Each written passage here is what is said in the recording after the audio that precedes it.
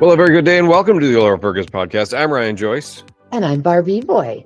And today, we get a lot of great guests on this show, Ryan.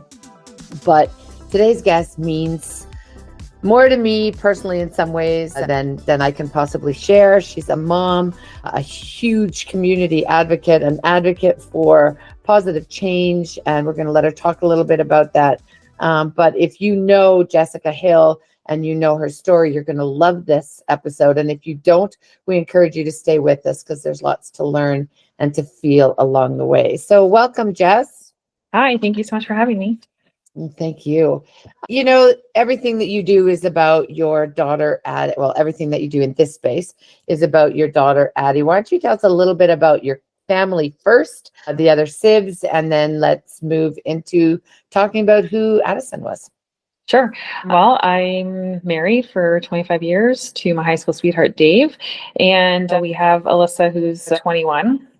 And she's at Conestoga College right now pursuing her career as a social worker because she wants to work with kids on the 8th floor at sick kids, which pulls at my heart very much. But she's always wanted to do that once Addie was diagnosed. And we found out about Addison's diagnosis when she was 13, fall of 2021, and she battled 9 months. And tragically, we lost her. A little bit about her. Who was she? Oh gosh, how much time do you have? She was just spunky, full of life. She had, believe it or not, a lot of anxiety, which we treated her over the years with counseling. But she had no fear of anything. She tested the limits. She stuck up for people. Like, she hated litter. She wanted always to give back. I remember our last family vacation before COVID. We were in Chicago and she had $20 left. That was hers. And she gave it to a homeless person. And that was her. I was like, wow. So I get emotional talking about it because she was just that person, which here we are at Sick Kids and she's fighting for her life, but she wants to help others. So like I said, she started the fight and I'll just die trying. You know, Jess, I just got a shiver as a mom. It's hard not to feel, but it's such a combination of feels of honoring you and your journey and your little girl that you've lost. One of the first times I met you, we went for a walk and you picked up garbage and you said that you are committed to picking up plastic, especially because Addie hated to see it on the ground. So she still lives for sure in you and in so many others. For sure. Because a lot of people don't know the story. What happened? How did you discover this? What was it? Tell us a little bit about what that was like for you and for your husband and what it was like. It was like the last week of August. We were at my mom's for a swim. My mom has a pool and I was adjusting her bathing suit and she kind of was like, ow. And I was like, what do you mean, ow? And we kind of felt in her breast and there was a lump there. So we took her to the doctor. My doctor said, oh, no big deal. It's like most likely a fibroedema. Cyst, nothing to worry about. So from there, we got an ultrasound. The ultrasound showed it was a benign hamartoma. And then from there, we were going to proceed to see a plastic surgeon to have it removed, a surgeon. So, within the 4 weeks of us waiting to see a surgeon, it kept growing and growing and it was bruising and just didn't look right. My spidey sense was up, but, the ultrasound came back, it was hamartoma. But after we saw the surgeon, had the biopsy, it was confirmed that it was angiosarcoma. And I kind of live by the rule of you don't know what that is until it's biopsied. So I'm a big advocate of getting things biopsied. That's just our personal story, but it would not have changed her result either way. But I think it would help others catch things a lot sooner. So, but then from there, we found out she had cancer October 11th or 12th, and then we were at Sick Kids the next day getting treatment. So it's just sarcomas are very rare, and it was her hope to kind of raise more awareness and funding. And it's been almost 2 years to the day. It's been quite a journey because you've done more than I think any living human I've ever had the blessing to know as you honor her memory and you work with sick kids and other groups trying to raise money and raise awareness. What do you think people need to know about this particular cancer? Well, I think what I've learned along the way is awareness brings funding, and for sarcoma cancer, it still blows my mind that Terry Fox had this up 10 years ago, and here we are still fighting for a cure.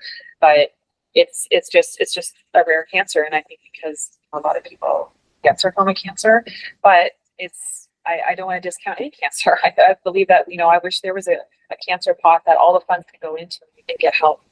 But I just believe that I'll just keep trying to fight for a share, because it breaks my heart to see other kids go through this.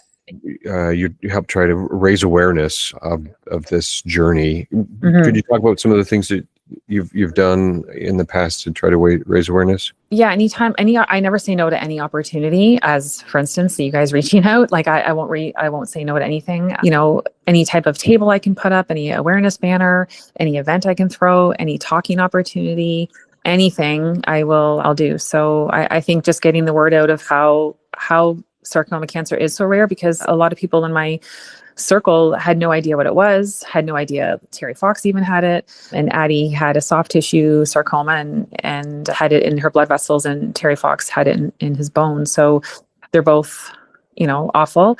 And it's just still mind blowing to me again that, we're still here how many years ago. And so I'll just keep pounding the pavement until we get a cure. I remember the joy that was Addie. I had the good fortune of meeting her on her graduation from the public school. That's when I met you all. Yes. And I remember, I try not to cry here. I remember as school board trustee at the time having to be up on stage. And I remember looking out. So Addie was right beside me, or 2 seats next door to me close to the stage. And I remember looking out, and there was grandparents and aunts and uncles and families and friends. And I didn't know the story. I was told by the board a little bit, but Addie was looked at as like, I think there was an attempt to make things as normal for her as possible. Absolutely. And that was where they were. And I saw this little girl, Ryan. I believe she had oxygen on at the time. And I remember, Mom, it was you, but I didn't know that at the time, saying that you wanted to help her. And she said, no, she was just like a teen girl. She wanted to sit by herself without Mom, with her friends. She wanted to go up on the stage by herself. I mean, I don't remember the details, but I remember looking out at y'all, at all the parents, and thinking, holy banana, like it just slayed me. And I met her, everybody gave her a round of applause, and she had some wonderful words. And I remember meeting her out in the wheelchair in the hallway, and you and her, and thinking, this child was just such a gift to our community. Like, even then, you could feel that from her. And you are the same, Jess. Addie's gone, but not forgotten. But you are such a force to be reckoned with. I'm so honored to call you a friend, and so honored to say I know you, because the work that you're doing goes so far beyond what most people could ever dream of doing. Where do you get I know it comes from your love for her, but being surrounded and swimming in that pool of pain all the time, where do you get your motivation from to keep going? Well, it's not easy, for sure, but like putting one foot in front of every day, like for her, like no one saw what she went through in those walls at Sick Kids. So to see the pain and suffering that she endured at 13, but still finding moments of joy and laughter and poking fun, and just the resilience and the grace and the grit and all the above that she showed. I feel like I don't have an excuse, for me personally, not to jump out of bed.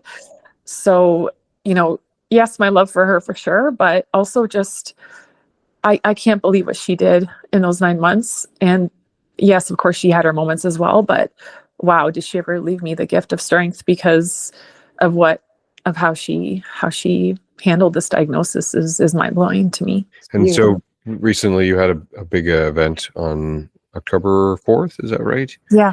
What could you tell us a little bit about it? Yeah, we had our 3rd annual concert with Attitude, and it was an amazing community event. It was magical. It was beautiful. I don't think I've ever been in a space filled with so much hope and love ever.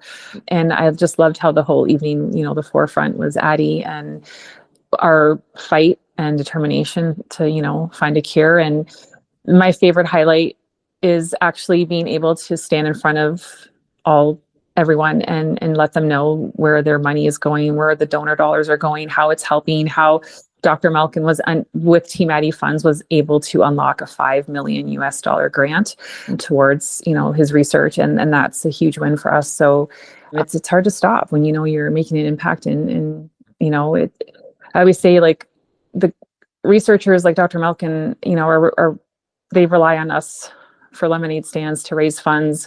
The government doesn't give them a lot. And considering childhood cancer is the number one cause of death by disease in children, it fuels a fire in me that it's hard to put out. So, well, let's not put it out. You're doing such amazing, and you're at a pretty substantial marker right now for dollars raised thus far. Do you want to share that? Yeah, I think we're just over 800,000 in 3 years, just over 3 years. Amazing.